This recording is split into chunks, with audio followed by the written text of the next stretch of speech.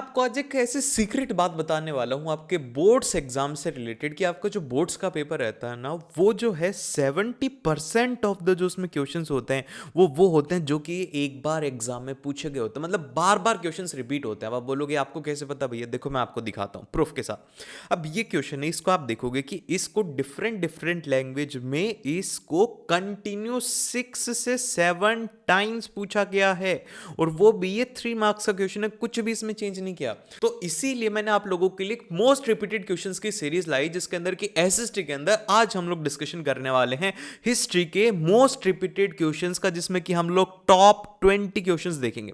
बस अगर आपने 20 क्वेश्चन कर लिए तो बहुत बहुत ज्यादा अच्छा आप अपने एग्जाम के अंदर स्कोर करने वाले हो। सो मिस मत करना। और मैं चाहता हूं कि हर एक स्टूडेंट अपने बोर्ड्स एग्जाम को फोड़ कर गए, तो तुम भी वही हो सकते हो। बस तुम्हें बातें ध्यान से सुनिए। तो अब आता है हमारे chapter number 1, the rise of nationalism in Europe. तो इसका जो फर्स्ट क्वेश्चन, इसी से आपको पता लग जाएगा कि जो बोर्ड्स में क्वेश्चन है वो लैंग्वेज चेंज करके किस तरीके से पूछे जाते हैं, और मैं आपको बताऊंगा कि आपको आंसर्स किस तरीके से लिखना होता है। देखो, जैसे कि अब इसमें बोला गया है कि the 1830s were the years of great economic hardship in Europe. ठीक है, ये हो गया। ये आपको बोला गया कि इस स्टेटमेंट को एग्जामिन करो, आपको बताना है। फिर नेक्स्ट में बोला गया कि describe any 3 economic hardship faced by the Europe, जो कि 2017 में पूछा गया था, 2018, 2019 और 2020 में 3 बार ये पूछा गया। इससे पहले इस तरीके से पूछा गया था। फिर इसके बाद में great economic hardship in Europe prevailed in 1830s, ये 2016 में। मतलब सेम क्वेश्चंस पूछे जा रहे हैं। तो जब कभी भी एग्जामाइन स्टेटमेंट आता है, फिर ऐसे क्वेश्चंस आते हैं, तो आपको क्या करना है, खास करके हिस्ट्री के अंदर ऐसे क्वेश्चंस आएंगे एक्सप्लेन द स्टेटमेंट वाले। तो आपको क्या करना है, जो भी आपको लाइन गिवन है, जैसे कि ये वाली हम लोग लाइन यहां से क्या करेंगे, हमें क्या करना है, कॉपी। ठीक है, कॉपी किया आपने। फिर उसके बाद में आपने सबसे फर्स्ट लाइन आपके क्वेश्चन की यही रहेगी आपके आंसर की, कि the 1830s were the years of great economic hardship in Europe in the following year. इससे क्या होगा कि आपका जो आंसर है उसकी स्टार्टिंग अच्छी हो जाएगी और एक एग्जामिनर के ऊपर अच्छा इंप्रेशन जाएगा। और इसी के साथ में ध्यान रहे कि अगर आपके एग्जाम में ये 2 मार्क्स में क्वेश्चन पूछा जाता है, तो आपको सिर्फ और सिर्फ इसमें 2 से 3 पॉइंट ही लिखने होते हैं, उससे ज़्यादा नहीं लिखना। और अगर ये 3 मार्क्स का क्वेश्चन रहता है, तो 3 मार्क्स के क्वेश्चन में भी आपको 3 से 4 पॉइंट लिखने हैं। अगर आपको ये लगता है कि भैया हमें इसमें मार्क्स कटिंग, ऐसा नहीं होता। 3 से 4 पॉइंट सफिशिएंट रहते हैं, इसी में ही मार्क्स मिलता है। कि ज़्यादा लिखोगे तो भी 3 नंबर ही मिलेंगे, कम लिखोगे 3-4 पॉइंट लिखते हो, टू द पॉइंट चीज़ें लिखते हो, तो भी उतना ही मार्क्स मिलेगा। सो अपने स्मार्टली वर्क करना सीखो। स्मार्टली अगर करोगे ना, तो आपको ज़्यादा दिक्कत नहीं आएगी, आपको ज़्यादा थकान भी नहीं होगी, बहुत आराम से इजीली स्टडी करके नंबर ला सकते हो। और वहीं पे अगर बात करते हैं 5 मार्क्स में, तो 5 मार्क्स में ध्यान रहे, अब तो वैसे क्वेश्चंस नहीं आते, लेकिन इसमें भी आपको 5 से 6 पॉइंट ही लिखने होते हैं, इससे ज़्यादा लिखने की इसकी में ज़रूरत नहीं होती। तो अब देखिए, अब इसमें आप खुद एक बार अपने दिमाग में सोचो, ये जो मैंने लिखा हुआ इसको भूल जाओ एक बार, कि ये आंसर्स भी हमारे पास में कुछ है। खुद एक बार सोच के देखो कि क्या हुआ था, यूरोप को इतनी ज़्यादा इकोनॉमिक हार्डशिप क्यों हुई थी। सबसे पहली बात तो ये थी कि उनकी जो पॉपुलेशन थी वो काफ़ी ज़्यादा इंक्रीज हो गई थी। इंक्रीज होने से क्या होगा, आप खुद सोच के देखो कि जब लोग इंक्रीज होंगे, इंप्लॉयमेंट है नहीं, तो अनएम्प्लॉयड हो जाएंगे। उसी के साथ में कि लोग जो थे उस टाइम के ऊपर यूरोप के अंदर, जब ये 1830s वाली कंडीशन थी, तो लोग गाँवों से शहरों में जा रहे थे। शहरों में जाकर के कहाँ रह रहे थे, स्लम एरिया के अंदर रह रहे थे, जिससे कि वहाँ पर ओवर क्राउडेड हो गया था। और उसी के साथ में कि काफ़ी ज़्यादा 1830s का वो टाइम था जिस टाइम के ऊपर की मशीन्स वगैरह आ गई थी, तो वो जो कपड़ा था वो काफ़ी ज़्यादा सस्ता मिलने लग गया था, जिस वजह से जो नॉर्मल जो लोग अपना काम करते थे हाथ से पहले बनाया जाता, लेकिन मशीन गुड्स जो होते हैं वो सस्ता होता है। जैसे कि फॉर एग्जांपल के लिए आप एक हैंडक्राफ्ट अगर बनाते हो तो उसकी कॉस्ट आती है 500 रुपये, वहीं पे ही अगर मशीन से हम लोग बनवाते हैं तो उसकी कॉस्ट आती है 200 रुपये। तो कौन ऐसा बेवकूफ़ होगा जो कि 500 रुपये वाला खरीदेगा, जिस वजह से क्या हो कि काफ़ी ज़्यादा स्टिफ कॉम्पिटिशन हो गया, जिस वजह से क्या हुआ कि वहाँ पर इकोनॉमिक हार्डशिप आ गई। बस यही पॉइंट यहाँ पर लिखे हुए हैं। बस आपको ध्यान इसमें ये रखना है कि मैं जो आपको कीवर्ड्स बता रहा हूँ, जैसे कि इसमें जो सबसे खास बात है वो यहाँ पर कीवर्ड्स की है। जैसे कि in the first half of the 19th century we saw an enormous increase in population which leads to the wide spread of unemployment. तो अगर आप एग्जाम के अंदर लिख के इसको इस तरीके से अगर अंडरलाइन कर दो तो आपको अच्छे मार्क्स मिलेंगे। जैसे कि मैंने इनको जो हाईलाइट किया हुआ है, जैसे कि अब इसमें लिखा हुआ है कि population from the rural areas migrated to the cities to live in over crowded slums, की ओवर क्राउडेड स्लम्स के अंदर वो जाकर के रहने लग गए। फिर नेक्स्ट आता है कि small producers in town faced a stiff competition from the imports of and the cheap machine made goods from England, कि इंग्लैंड से काफ़ी ज़्यादा सस्ता आ रहा था, जिस वजह से उनको काफ़ी ज़्यादा कंपटीशन का सामना करना पड़ रहा था, जिस वजह से उनकी इकोनॉमिक ग्रोथ भी नहीं हो पा रही थी। सो नेक्स्ट आता है हमारा क्वेश्चन नंबर 2। अब देखो इसमें कहा गया है कि highlight the role of Otto von Bismarck. अब ये जो आदमी है ना, ये बहुत ज़्यादा एक इंपॉर्टेंट आदमी है, तो जिस वजह से ये एक इंपॉर्टेंट क्वेश्चन बन जाता है। तो ध्यान रखना कि जर्मनी की मेकिंग में इस आदमी का क्या योगदान था। सारा का सारा योगदान इसी का ही था, क्योंकि इसी ने स्टार्ट किया था पर्शिया के साथ में। इसने पर्शिया में जो मूवमेंट चल रहे थे उससे इसने लीडरशिप लिया था, और एज ये क्या था, ये था यहाँ पर चीफ मिनिस्टर था। ये बात ध्यान रहे कि इनकी क्या पोजीशन थी, चीफ मिनिस्टर थी, जिससे कि इन्होंने क्या किया कि जो पर्शियन आर्मी थी उनसे हेल्प लिया और उससे उन्होंने यूनिफिकेशन को स्टार्ट कर दिया जर्मनी में। तो ये काफ़ी ज़्यादा एक इनका इंपॉर्टेंट रोल है, ये एमसीक्यू में भी पूछा जा सकता है। तो ध्यान रहे कि ओटो वन बिस्मार्क की जो पोजीशन थी वो एज ए चीफ मिनिस्टर भी थी। तो वही हम लोग लिखेंगे। इसके आंसर राइटिंग इस तरीके से रहेगी कि the role of Otto von Bismarck in making of the Germany, वही फर्स्ट लाइन रहेगी। तो सबसे फर्स्ट आएगा कि इन्होंने Prussia took on the leadership of the movement for the national unification.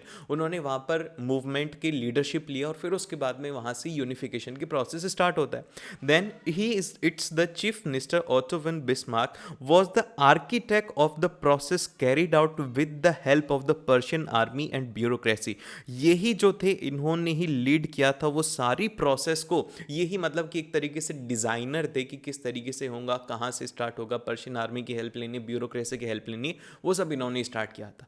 फिर उसके बाद में इन्होंने 3 वॉर्स जो चले थे 7 ईयर्स तक, किसके साथ में, ये ध्यान रहे, ऑस्ट्रिया के साथ में, डेनमार्क के साथ में और फ्रांस के साथ में, ended in Persian victory and completed the process of unification. कि यहाँ पर ये वॉर चले जिसके बाद में जीते, तो जिससे कि जो पर्शिया की विक्ट्री हुई थी उसी से यहाँ पर कंप्लीट प्रोसेस होता है यूनिफिकेशन का। क्वेश्चन आता है वो आता है कि evaluate the impact of Napoleon reform. देखो अब यहाँ पर इसने क्या बोल रहा है कि Napoleon reform on the rest of Europe, कि वो जो नेपोलियन ने किया था ना उसका किस तरीके से यूरोप के ऊपर इंपैक्ट आया। तो एक तरीके से आपको नेपोलियन कोड को घुमा करके पूछेगा कि नेपोलियन कोड का क्या क्या इंपैक्ट हुआ था।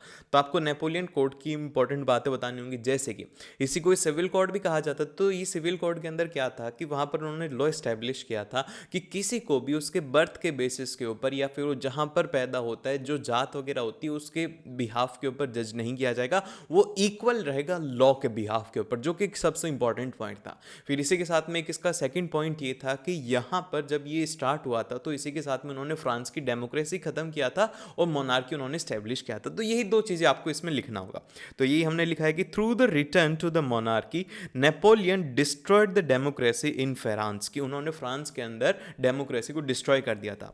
नेक्स्ट आता है कि द सिविल कोड ऑफ 1804, जो कि नेपोलिक कोड भी रहता है, did away with all the privileges based on the birth, established equality before the law and secured the right to property. ये भी किसने किया था, ये सिविल कोड के अगेंस्ट में ही वहां पे हुआ था यूरोप में। तो देखो अब आप इसको किस तरीके से सोचो कि मैं आपको बताता हूँ कि आप एक बार सोच करके देखो कि उस टाइम के ऊपर क्या हो रहा था कि वहाँ के जो लोग थे उन्होंने क्या किया, फ्लॉक डांस किया, उसी के साथ में उन्होंने ऐसे कुछ गीत लिखे थे जिससे क्या हुआ कि लोगों के अंदर इमोशंस आ गए कि हाँ भाई हमें भी क्या चाहिए, हमें भी आज़ादी चाहिए।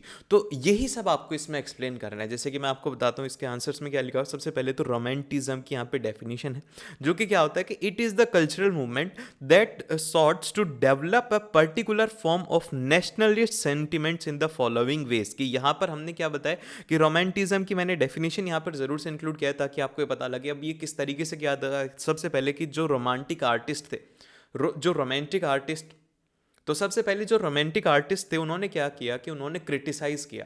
क्या क्रिटिसाइज किया? उन्होंने क्रिटिसाइज किया कि glorification of reason and science. उन्होंने ये बताना बंद किया कि भैया साइंस रीजन वगैरह कुछ नहीं होता, सिर्फ वो चीज क्या होती है, वो होती है इमोशन होता है, इंट्यूशन होता है और मिस्टिकल फीलिंग होती है, जो कि किसने काम किया, रोमांटिक आर्टिस्ट ने यहाँ पे काम किया। नेक्स्ट पॉइंट आता है कि जो जर्मन फिलोसफर थे जॉन गॉटफ्राइड हर्डर, इन्होंने क्या किया था, इन्होंने यहाँ पर किया था कि claim through the folk songs and folk poetries and folk dances the true spirits of nation could be popularised, जिससे कि क्या होगा कि आपने देखा होगा कि गाने बहुत ज़्यादा पॉपुलर रहते हैं। तो इसी में क्या किया कि ये जो फिलोसफर थे जॉन, इन्होंने क्या किया कि इन्होंने इस तरीके के फ्लॉक डांसेस बनाए जिससे कि लोगों के अंदर ये हो कि भाई हमें भी चाहिए, हमें भी आज़ादी चाहिए। तो यहाँ से वो रिवॉल्यूशन स्टार्ट होता है।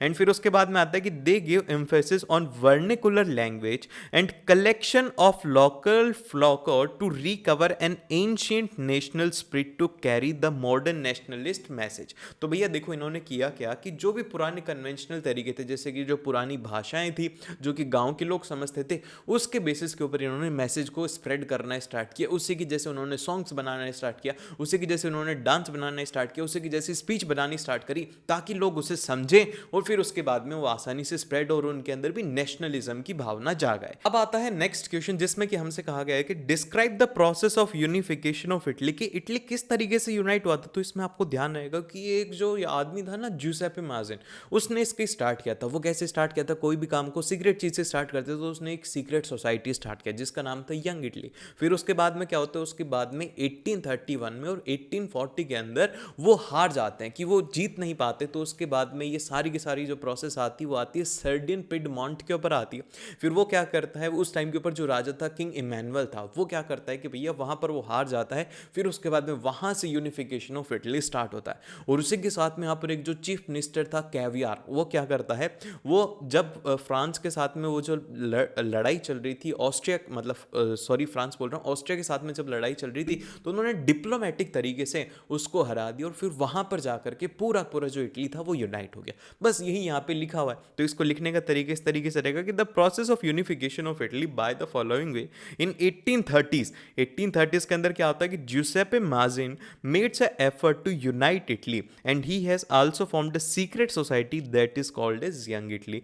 और फिर इसके बाद में नेक्स्ट आता है कि the failure of revolutionary uprising both in 1831 and 1848, ठीक है। फिर उसके बाद में meant that the mantle now fall on the Sardian Piedmont under the ruler king victory Emmanuel second. अब देखो इनके ऊपर ये आ गया था जिस वजह से क्या हुआ कि यहाँ पर यूनिफिकेशन, जितने भी इटालियन स्टेट्स थे वो यूनाइट होने लग गए थे उनकी हार को देख के। देन फिर इसके बाद में आता है कि जो चीफ मिनिस्टर कैवियार थे through a tactful diplomatic alliance with France succeed in defeating the Austrian forces in 1859, जिसके बाद में कि पूरे पूरे जो इटालियन स्टेट्स से यूनाइट हो गए और यही था पूरा पूरा यूनिफिकेशन ऑफ इटली का प्रोसेस। फिर इसके बाद में नेक्स्ट आता है नेशनलिज्म इन इंडिया। ये भी काफी ज्यादा एक वेटेज वाला चैप्टर है। इस अकेले चैप्टर से ही 10 मार्क्स के क्वेश्चन कई बार पूछ लिए जाते हैं, मतलब 50% ऑफ द जो आपका पेपर है वो इसमें आ जाता है कई बार। और मैं हिस्ट्री की बात कर रहा हूँ। आप सोचो कि 80 का तो भैया 40 होता है ना, नहीं भाई, हिस्ट्री के 20 मार्क्स होते हैं जिसमें से कि 10 मार्क्स का यही चैप्टर आता है। जिसमें कि ये क्वेश्चन देखो 2010 में, 2014 में, 2015 में, 2017 में 4-5 बार पूछा गया था। क्वेश्चन क्या है, क्वेश्चन ये है कि इसमें बोला गया है कि why did the Gandhi ji decided to launch a national wide satyagraha against the proposed Rowlatt Act 1919। इसके अगेंस्ट में क्यों था भैया, ये तो रिलीज करना ही था क्योंकि जन्म सिद्ध अधिकार था उनका। ऐसा क्यों, क्योंकि देखो रॉलेट एक्ट उन्होंने लागू किया था, एक तो सबसे पहले बहुत ज्यादा जल्दीबाजी के अंदर लागू किया था जिसको कि हमारी जो इंडियन काउंसिल थी वो भी अपोज कर रही थी, फिर भी उन्होंने कर दिया। तो सबसे पहली बात तो हो गई कि यहां से उनका दिमाग खराब हो गया। फिर सेकंड ये था कि इस लॉ के तहत वो है ना किसी को भी प्रिजनर बना सकते थे, कि कोई भी अगर पॉलिटिकल एक्टिविटी हो रही है उसमें कोई भी है उसको बिना किसी रीजन के वो प्रिजनर बना सकते थे। थर्ड ये था कि पॉलिटिकल एक्टिविटीज को वो दबा सकते थे। भाई गांधी जी को ये बात पसंद नहीं आने वाली थी, सो इसीलिए उन्होंने क्या करा भाई, सत्याग्रह लॉन्च कर दिया। बस यही हमने लिखा है कि Gandhi ji decided to launch national wide satyagraha against the proposed Rowlatt act 1990 due to the following 3 reason. जिसमें सबसे पहला है कि the Rowlatt act was passed hurried by the imperial legislative council despite the opposition by Indian members, की जो हमारे Indian members थे वो भी अपोज कर रहे थे लेकिन फिर भी उन्होंने पास किया। ये बात ध्यान रखना कि आप इनको हाईलाइट भी कर सकते हो, ये जो पॉइंट्स मैंने बताए कि passed hurry by the imperial legislative council. Next आता है कि the Rowlatt Act gives the government enormous power to government for repressing the political activities. Next आता है कि according to this law the government can detain the political prisoners without trial for the period of 2 year, कि 2 साल तक jail में डाल दो, कोई मतलब ही नहीं, जिस वजह से उन्होंने सत्याग्रह यहाँ पे लॉन्च कर दिया। देन फिर इसके बाद में नेक्स्ट आता है हमारा क्वेश्चन कि why did the Gandhi ji decided to withdraw the non corporation movement in February 1922। ऐसा क्या हुआ था भैया? सबसे पहले तो नॉन कॉर्पोरेशन जो मूवमेंट था वो वायलेंट हो गया था, लोग है ना बहुत ज़्यादा भड़क गए थे। एक चोरा चोरी वाला इंसिडेंट हो गया था जिसके अंदर कि 11 पुलिस ऑफिसर्स घायल हो गए थे, जिस वजह से गांधी जी को लगा कि भैया अब नहीं हो सकता ये बात। तो यही इंसिडेंट थे। सबसे पहले हम बोलेंगे कि जो नॉन कॉर्पोरेशन, जब भी गांधी जी की बात करी जाती, किसी भी क्वेश्चन में अगर ज़्यादा नहीं जानते हो तो ये लिख देना कि भैया वो वायलेंट हो गया था। क्या लिखोगे आप? ये तो भैया वायलेंट हो गया था, इस वजह से गांधी जी ने इसे विड्रॉ कर लिया। देन फिर इसके बाद में कि was turning into a violent in many places. फिर इसके बाद में चोरा चोरी इंसिडेंट हुआ था जिसमें कि 11 police officers and Gandhi ji decided to call off the non corporation movement after this incident. Next आता है कि इसमें कुछ जो कांग्रेस के लीडर्स थे उन्होंने क्या करा कि will not willing to continue the non corporation movement because they were tired of the mass struggle and wanted to participate in the council election and they wanted to criticise the British policies with in the council. भैया कुछ लोग थे जो कि बार बार arrest होने से परेशान हो गए, तो उन्होंने बोला गांधी जी माफ करो, अब आप एक काम करो, इसको बंद कर लो, हम इंटरेस्टेड नहीं है, क्योंकि हम काउंसिल में रह करके भी उनको अपोज कर सकते हैं, उनको क्रिटिसाइज कर सकते हैं, जो कि ऑपोजिशन में अभी करते हैं। और फिर इसके बाद में जो नेक्स्ट आता है कि द सिविल डिसोबीडियंस मूवमेंट और नॉन कॉर्पोरेशन मूवमेंट कैसे अलग था, डिफरेंस वाला क्वेश्चन है, तो ये भी 3-4 बार पूछा गया। तो हम बोलेंगे कि जो हमारा नॉन कॉर्पोरेशन मूवमेंट था वो 1920 के अंदर लॉन्च हुआ था, सिविल डिसोबीडियंस 1930 के अंदर लॉन्च हुआ था। इसके अंदर क्या होता था कि Indians were asked not to corporate with the British government, British government के साथ में कॉर्पोरेट ही नहीं करना था। इसके नाम से आपको समझ में आ रहा है कि नॉन कॉर्पोरेशन मतलब कॉर्पोरेट ही नहीं करना ब्रिटिश गवर्नमेंट के साथ में। लेकिन वहीं पे ये जो हमारा सिविल डिसोबीडियंस था ये इससे एक स्टेप ऊपर था, मतलब कि इसमें क्या था, इसमें +1 था। +1 क्या था कि भैया कॉर्पोरेट तो हमें नहीं करना, were not to corporate, but also break the civil laws, की जो भी सिविल लॉस थे वो वहां पर ब्रेक करने थे, हमें नहीं मानने ये लॉ, हम नहीं मानते ब्रिटिश सरकार को, ये इसमें स्टार्ट हुआ था। फिर उसके बाद में मूवमेंट जो कि मतलब कि चोरा चोरी इंसिडेंट हुआ था उसकी वजह से बंद हो गया था। और ये कहां पर जाके खत्म हुआ था? गांधी जी ने इस बार बोला अरे तू जा रे, लॉर्ड इरविन जो था ना उसके पैक्ट के बाद में खत्म हो गया, तो उन्होंने लिख के भेजा था या तो तू कर ले, अदरवाइज फिर मैं लॉ ब्रेक कर दूंगा। फिर उन्होंने लास्ट में लॉ ब्रेक कर दिया। और यहाँ पर पार्टिसिपेशन ऑफ स्मॉल फार्मर्स था और यहाँ पर किसी का भी पार्टिसिपेशन नहीं था, ये बात थी बस। और फिर इसके बाद में नेक्स्ट आता है कि describe the main features of salt march, कि वो जो सॉल्ट मार्च थी वो कैसे स्टार्ट हुई थी। तो देखो इसकी टाइमलाइन समझो कि सॉल्ट मार्च कब और क्यों स्टार्ट हुआ था। वहाँ पर क्या था कि हमारे इंडिया के अंदर उन्होंने सॉल्ट के ऊपर भी टैक्सेस लगा दिए, जो कि गांधी जी के अकॉर्डिंग नहीं लगाना था, जो कि एक अच्छी बात थी, उन्होंने थोड़ा दिमाग से सोचा।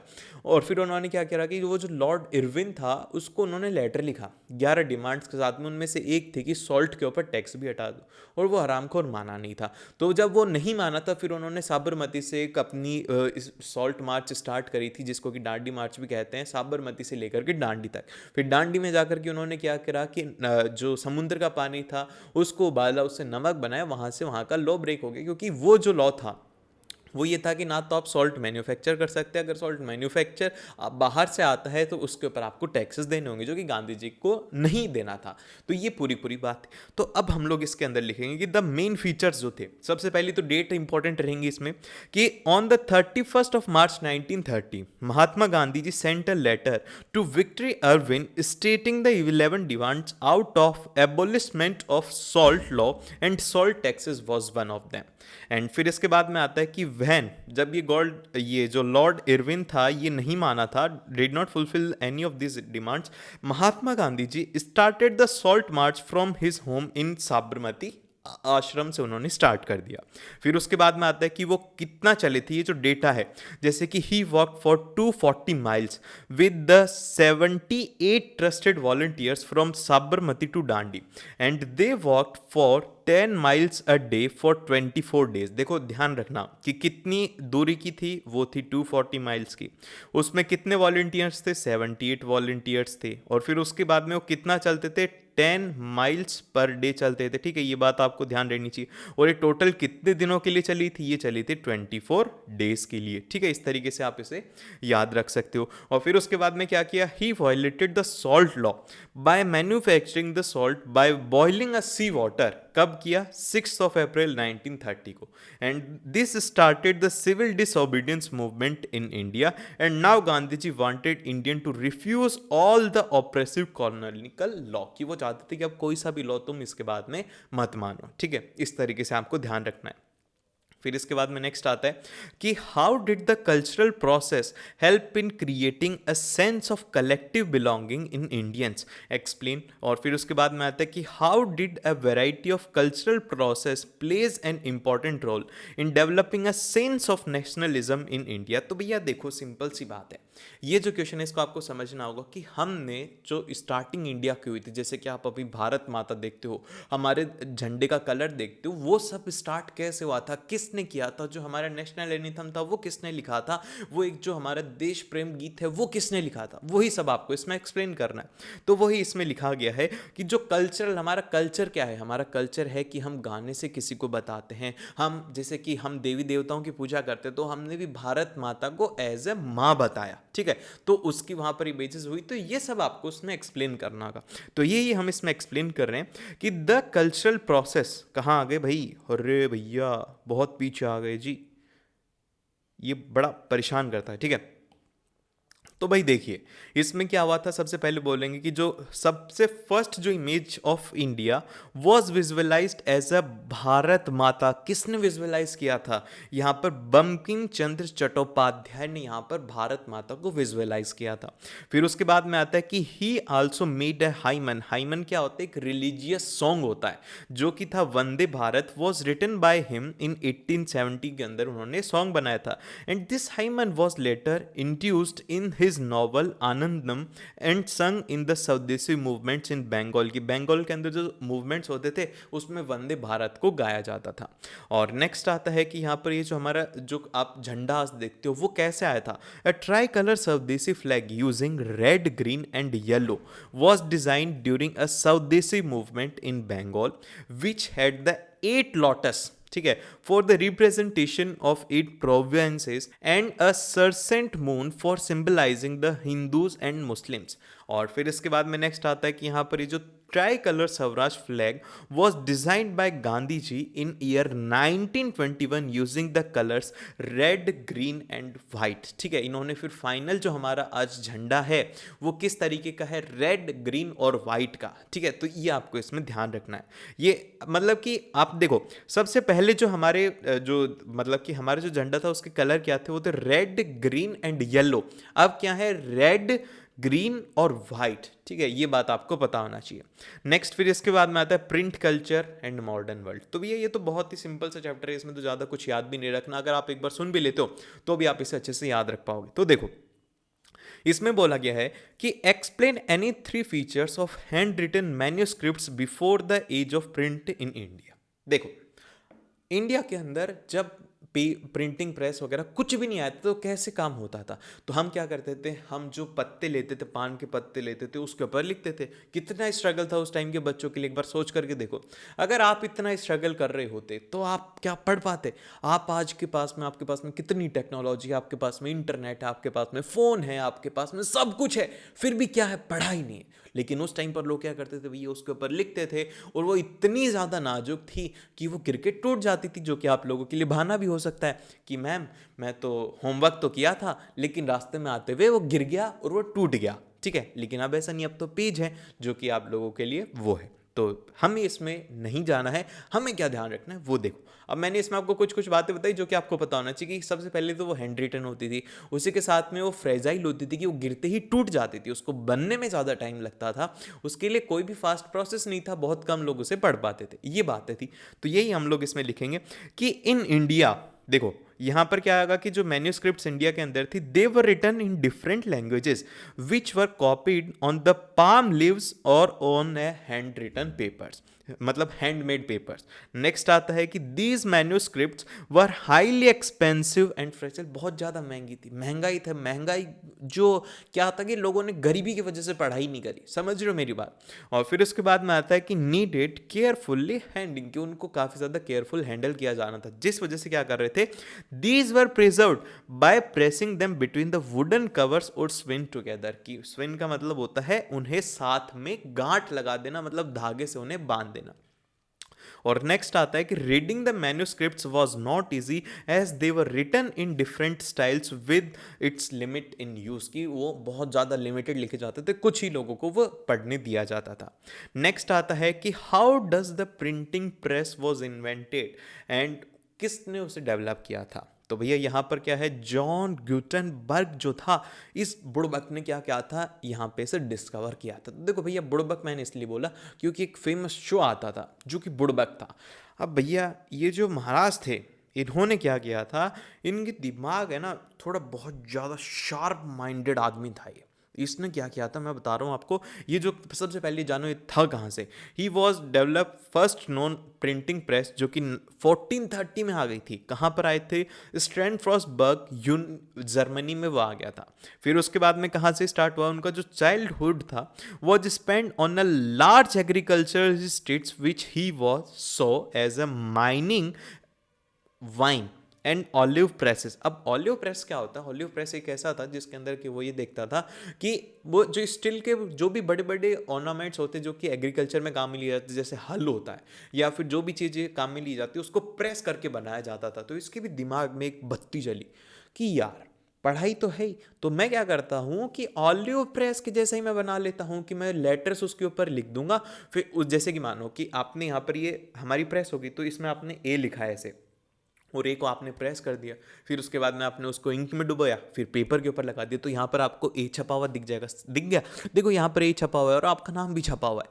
तो इस तरीके से ये स्टार्ट हुआ था। तो हम इसमें लिखेंगे कि he learn polishing the stones and created a lead modules the olive press. ध्यान से याद रखना कि the olive press was the model for the printing press and the moulds were used for the casting the metal types for the letters of the alphabet. जितने भी alphabets के letter थे उनके लिए मेटल को यूज में लिया गया था।